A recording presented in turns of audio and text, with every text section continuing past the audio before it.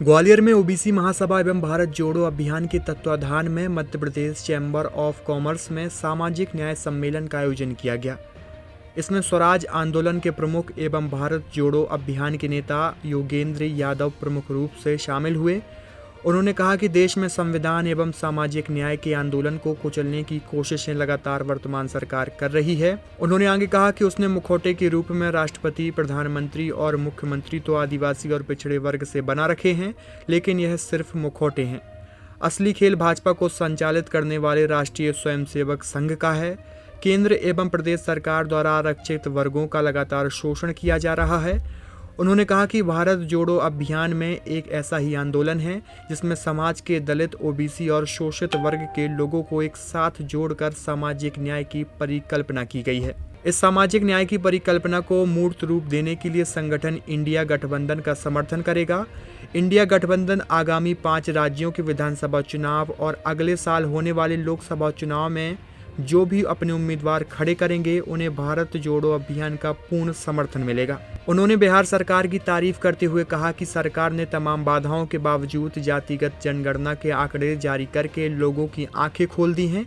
योगेंद्र यादव ने कहा कि जिस तरह से राजस्थान सरकार ने जनगणना करने का वादा किया है, उड़ीसा सरकार ने भी जातिगत आंकड़े इकट्ठे कर लिए हैं। इसी तरह मध्य प्रदेश सरकार को भी चुनाव से पहले घोषणा करनी होगी कि वह जीतने के बाद जातिगत जनगणना कराएगी या नहीं। उन ताकतों का विरोध करेंगे जो संविधान को तोड़ने और देश की एकता को छिन्न भिन्न करने के इरादे से काम कर रही है। भारत जोड़ो अभियान खुद किसी पार्टी से जुड़ा नहीं है। इसमें तमाम ऐसे संगठन हैं, किसानों के संगठन, दलित आदिवासी संगठन, ओबीसी संगठन, तमाम जन आंदोलनों और उसके संगठन जुड़े हैं। और हमने फैसला किया है कि आने वाले लोकसभा चुनाव में और उससे पहले जो 5 राज्यों में विधानसभा चुनाव हो रहे हैं, उन सब में देश विरोधी, संविधान विरोधी भारतीय जनता पार्टी और उसके सहयोगियों को हराने का काम करेंगे। और इंडिया गठबंधन की तरफ से जो भी उम्मीदवार खड़े किए जाते हैं उनका हम समर्थन करेंगे। आज इस सम्मेलन की एक प्रमुख मांग है कि जिस तरह से बिहार में जातिवार जनगणना हुई है, ठीक उसी तरह से मध्य प्रदेश में और पूरे देश में जातिवार जनगणना होनी चाहिए। क्योंकि जातिवार जनगणना इस देश में सामाजिक न्याय की न्यूनतम पूर्व शर्त है।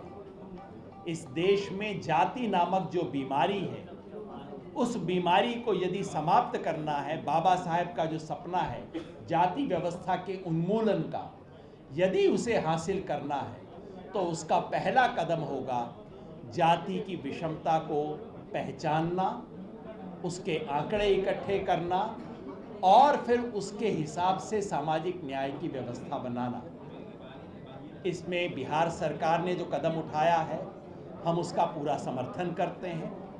राजस्थान सरकार ने भी कल उसकी घोषणा कर दी है।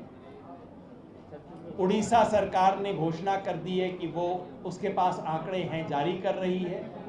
और हमारी अपेक्षा होगी कि मध्य प्रदेश सरकार भी इसकी घोषणा करे। और कांग्रेस पार्टी जो कि सिद्धांत रूप में जातिगत जनगणना को स्वीकार कर चुकी है, वो मध्य प्रदेश में ऐसा करेगी, इसकी घोषणा करे।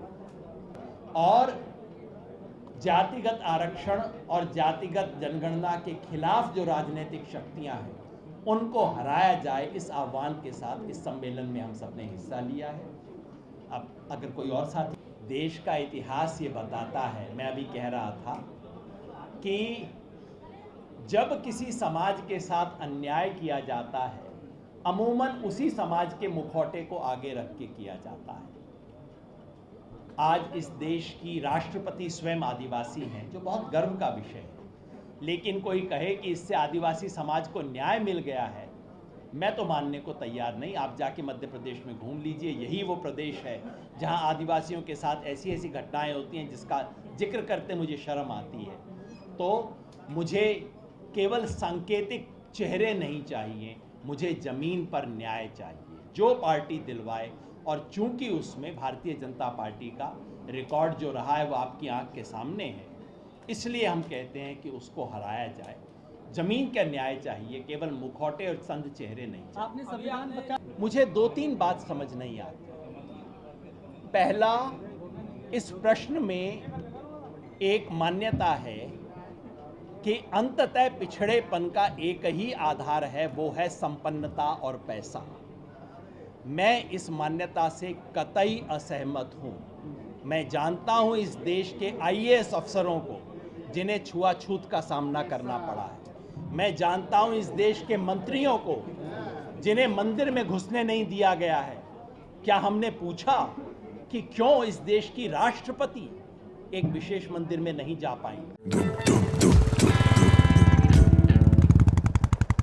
अब बुलेट के दीवानों के लिए मार्केट में आ गई है एक नई sensation, bullet next generation new standard 350। सिर्फ 1,73,000 रुपए से स्टार्ट आपकी नई बुलेट 350। आकर्षक माइलेज और आधुनिक सुविधाओं से लैस ये है नेक्स्ट जनरेशन की नई बुलेट 350। अगर आप हैं रफ्तार की दीवानी तो आज ही आइए और ले जाइए न्यू स्टैंडर्ड 350 सिर्फ 21,000 रुपए के डाउन पेमेंट पर।